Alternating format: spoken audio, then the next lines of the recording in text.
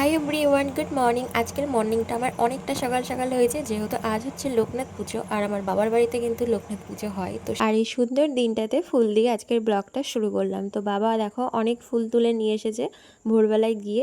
তো এখন স্নান করে আমি চলে এসেছি ঠাকুর ঘরে। তো একটু বাদে কিন্তু ঠাকুরমশাই চলে আসবে, তাই ঝটপট এখন ঠাকুরের ভোগগুলো রান্না করে নেব।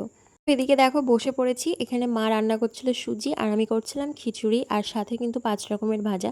আর তোমরা তো জানোই লোকনাথ পুজোতে লোকনাথ ঠাকুরের পছন্দ মতোই জিনিসগুলো দিতে হয়। তো এদিকে দেখো আমি এখন 5 রকম ভাজাগুলো ভেজে নিচ্ছিলাম, আর এদিকে কিন্তু লুচিও ভাজা কমপ্লিট হয়ে গিয়েছিল। আর এই ঠাকুরের সব থেকে পছন্দের জিনিস হচ্ছে তাল মিছরি। তো দেখো আমি ভোগ রান্না করে এখন চলে এসেছি ঠাকুর ঘরে, আর নিজের হাতে মালা গেঁথে ঠাকুরকে পরিয়ে দিয়েছি। কেমন লাগছে কমেন্ট করে জানিও। তো এখানে দেখো মা আর আমি মিলে সবটা জোগাড় করে নিয়েছি। তো এখানে আছে 5 রকমের ভাজা, লুচি, ছানা, ক্ষীর, 5 রকমের মিষ্টি, সুজি, খিচুড়ি, আরও অনেক কিছু। আর এদিকে দেখো মা ফলগুলো আমানি করে সুন্দর করে সাজিয়ে রেখেছে, আর এদিকে আমি মিষ্টির প্লেটটাও সাজিয়ে দিলাম। আর যে কোনো পুজোর এই জোগাড়গুলো করতে আমার বেশ ভালোই লাগে। লোকনাথ ঠাকুরের খুব পছন্দের তাল মিছরি, মৌরি, কাজু বাদাম, কিশমিশ। তো ঠাকুরমশাই আসার আগ দিয়ে দেখো মোটামুটি সব কিছু জোগাড় করে রেখে দিয়েছি। এখন শুধু ঠাকুরমশাই আসার অপেক্ষা। আর যেহেতু খুব মাছি উঠেছিল, সেই কারণে দেখো কলাপাতা দিয়ে ঢেকে দিয়েছি।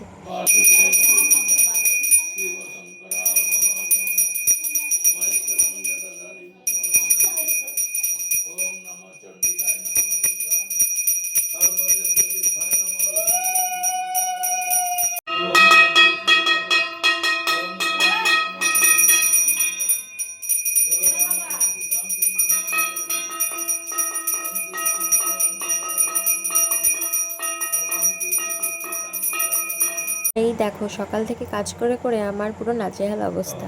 কাঞ্চন মূল্যে দক্ষিণামিদং সহিতং পূজা পূর্ব যাবত সংকল্প দান কর্মণ ব্রাহ্মজ গোত্রেশ দেব সম্মান ব্রাহ্মণ সংকল্প গ্রহণযোগ্য দদানি নমস্তি।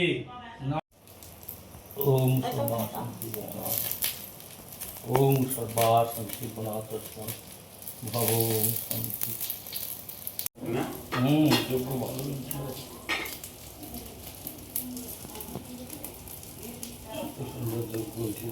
আর এদিকে আমাদের প্রায় পুজো শেষের দিকে, যজ্ঞটা হয়ে গেলেই পুজো কিন্তু কমপ্লিট।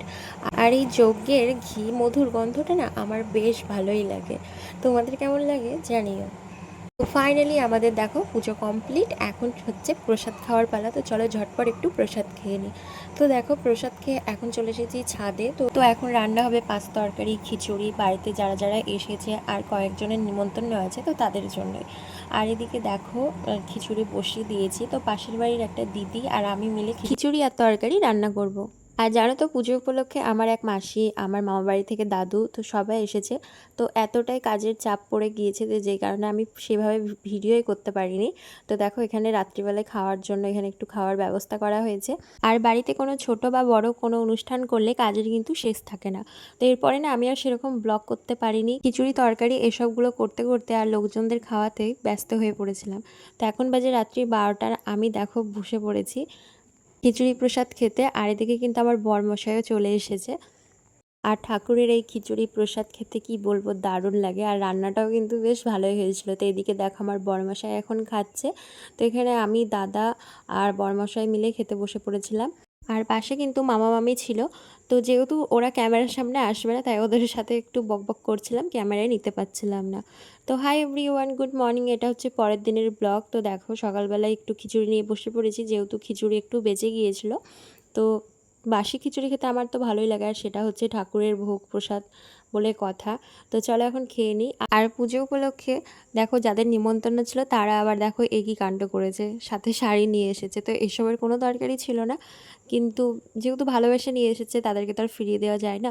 তো মামা বাড়ি থেকে দেখো এই লাল শাড়িটা দাদুকে দিয়ে পাঠিয়েছিল। তো এই শাড়িটা মায়ের জন্য মামা বাড়ি থেকে এসেছে, আর সাথে বাবার জন্য ধুতি পাঠিয়েছিল। আর এই শাড়িটা হচ্ছে আমার পাশের বাড়ি এক জেঠিমা দিয়েছে, যে দিদিটা আমাদের খিচুড়ি রান্না করে দিয়েছিল, তো ওই দিদির মা। আর দুটো যে শাড়ি আছে সেই দুটো কে দিয়েছে সেটা তো বলতে পারবো না, তবে আমার পিসি একটা শাড়ি নিয়ে এসেছিলো আর আমার পিসির মেয়ে তার মেয়েকে দিয়ে শাড়ি পাঠিয়েছিল, এই যে এই লালটা আর এই গোলাপিটা।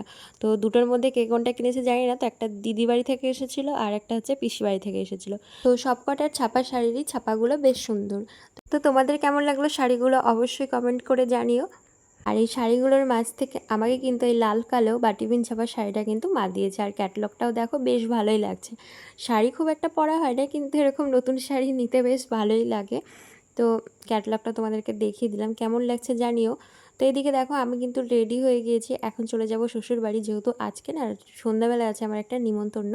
কিসের নিমন্ত্রণ সেটা তোমাদেরকে বাড়ি গিয়েই বলবো। তো এদিকে দেখো আমার ব্যাগপত্র গোছানো কমপ্লিট।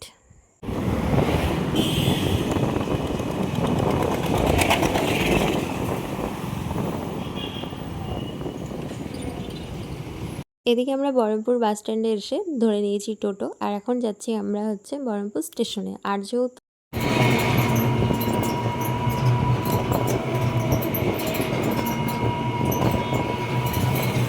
তো এখন আমরা চলে এসেছি বহরমপুর স্টেশনে, এখন লিফটে করে আমরা ওই পারে যাবো। আর আজকের মতো ব্লগটা আমি এখানেই শেষ করলাম। তো তোমাদের কেমন লাগলো লোকনাথ পুজোর ব্লগটা অবশ্যই কমেন্ট করে জানিও। তো সবাইকে টাটা বাই।